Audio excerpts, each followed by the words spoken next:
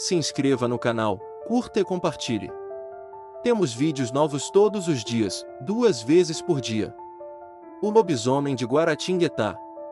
Guaratinguetá dormia sob um manto de névoa espessa naquela noite de sexta-feira. As ruas de pedra refletiam o brilho pálido da lua cheia, e o vento arrastava murmúrios que pareciam vir das colinas. Nas casas antigas, os moradores trancavam portas e janelas, rezando baixinho, temendo que poderia andar solto depois da meia-noite. Na estrada de acesso à Serra da Mantiqueira, um carro velho seguia cambaleante, com os faróis piscando como olhos cansados. Dentro dele, um homem chamado Ernesto voltava de um plantão noturno. O rádio chiava entre estações, até que uma voz rouca interrompeu o silêncio. Se ouvir o terceiro uivo, não olhe para trás. O homem riu, achando tratar-se de uma brincadeira. Mas o primeiro uivo veio logo depois, tão distante que parecia ecoar do fundo do mundo.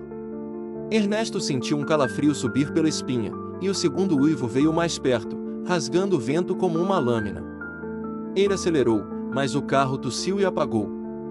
No breu total, o som do terceiro uivo estourou ao seu redor, como se a criatura estivesse ao lado do carro. Ernesto abriu a porta e correu para o mato, tropeçando nas pedras, tentando achar o caminho de casa. O farfalhar das folhas virou passos. E os passos viraram garras. Ele sentiu o cheiro de ferro e carne crua antes de ver qualquer coisa. O uivo cessou, substituído por uma respiração quente e irregular. Quando olhou para trás, viu 2 olhos dourados brilhando na escuridão. O lobisomem de Guaratinguetá havia escolhido sua próxima vítima. Na cidade, ao amanhecer, encontraram apenas o carro abandonado, a porta arrancada e marcas fundas de garras no asfalto. Nenhum corpo, apenas rastros que levavam de volta à mata. E o silêncio do povo, que preferia fingir que nada acontecerá. Mas naquela noite, as igrejas ficaram cheias. E os cães, inquietos, uivavam sem parar. Diziam que o lobisomem era, na verdade, um homem chamado Joaquim da Luz. Trabalhava na roça, um sujeito calado e de olhos tristes. Vivendo nas margens do rio Paraíba, cuidava da mãe doente e evitava a vila nas noites de lua cheia. As crianças o chamavam de bicho do mato, mas os velhos apenas o observavam com pena e medo. Certa vez, Joaquim encontrou um padre vindo de Lorena, que lhe ofereceu confissão. O homem recusou, dizendo que não havia pecado que um padre pudesse limpar. O padre, intrigado, insistiu até ouvir o segredo. Fui amaldiçoado pela 7ª geração. Carrego o sangue do primeiro amaldiçoado de Guaratinguetá. A história dizia que, há mais de 100 anos, um fazendeiro ganancioso fizera um pacto para enriquecer. Em troca, a primeira lua cheia de cada 7ª geração lhe cobraria um herdeiro transformado em fera. Joaquim era o último.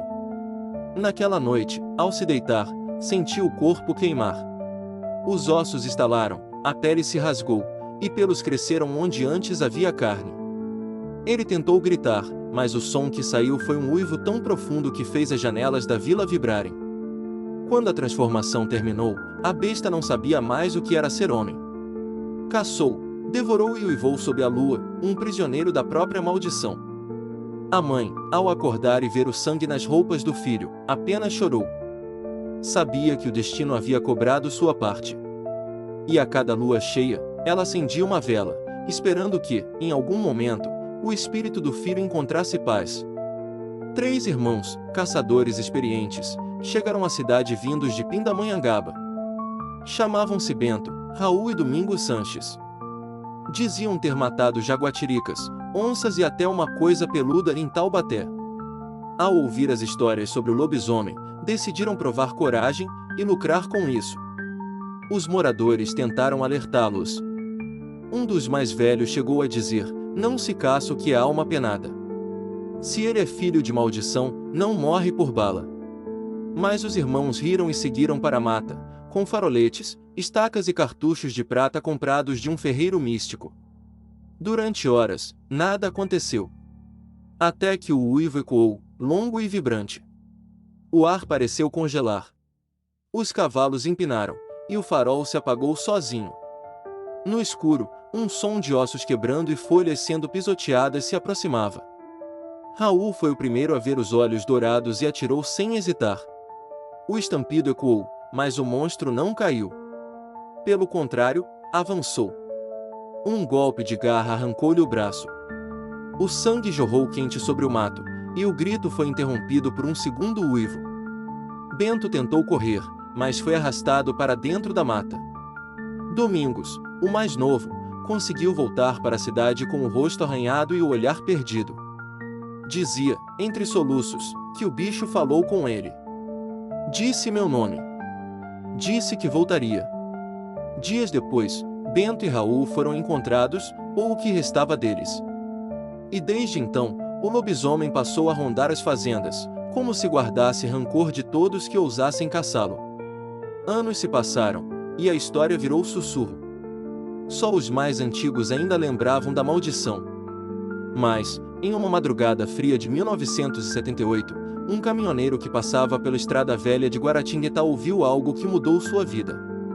A estrada estava vazia, exceto por uma figura que caminhava no acostamento. Um homem alto, magro, coberto por um manto escuro. O caminhoneiro parou e ofereceu carona. O estranho entrou, sem dizer palavra. Depois de alguns minutos, o motorista percebeu o cheiro forte de sangue vindo do banco ao lado. Olhou de relance, e viu as mãos do homem, longas, com unhas curvas e escuras. O rosto, meio coberto, deixava entrever dentes afiados e olhos que refletiam a lua. O caminhoneiro pisou no freio, mas o homem apenas sussurrou: "Você ouviu o terceiro uivo?" Foi a última coisa que ele escutou antes de perder o controle e bater. O caminhão foi encontrado em chamas, mas o corpo nunca apareceu.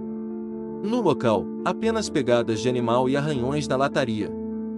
Desde então, os motoristas evitam aquele trecho nas noites de lua cheia. Dizem que, se o lobisomem de Guaratinguetá aparecer na beira da estrada, é melhor seguir sem olhar. O tempo transformou a lenda em história de bar, mas algumas famílias ainda trancam as portas quando o luar se deita sobre a serra. Ninguém quer arriscar ouvir o uivo que atravessa o tempo. Certa vez, um padre novo chegou à cidade e, desacreditando dos boatos, decidiu rezar uma missa à meia-noite, pedindo o fim das superstições. Mas, quando o sino tocou, o som foi abafado por um uivo tão alto que rachou um dos vitrais da igreja. Os fiéis fugiram, e o padre ficou só. As velas tremulavam enquanto uma sombra passava pela janela. Ele abriu o breviário e começou a orar em latim, mas as palavras se perderam quando a porta se abriu com violência. A criatura entrou, coberta de lama e sangue, o rosto quase humano, os olhos cheios de dor. "Perdoa-me, padre", murmurou com voz rouca. O padre caiu de joelhos, percebendo que aquele era Joaquim da Luz, preso entre dois mundos, homem e fera.